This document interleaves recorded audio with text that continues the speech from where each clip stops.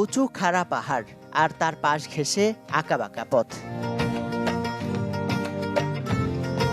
কোথাও ঊর্ধ্বমুখী, কোথাও খাড়া ঢাল বেয়ে নামছে রাস্তা, কোথাও সড়ক গেছে সমুদ্রপৃষ্ঠ থেকে ৩,০০০ ফুট উপর দিয়ে।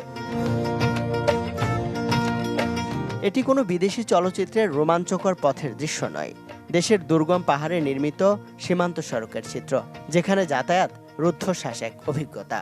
দেশের প্রকৌশল সক্ষমতারও অনন্য এক উদাহরণ এই সীমান্ত সড়ক।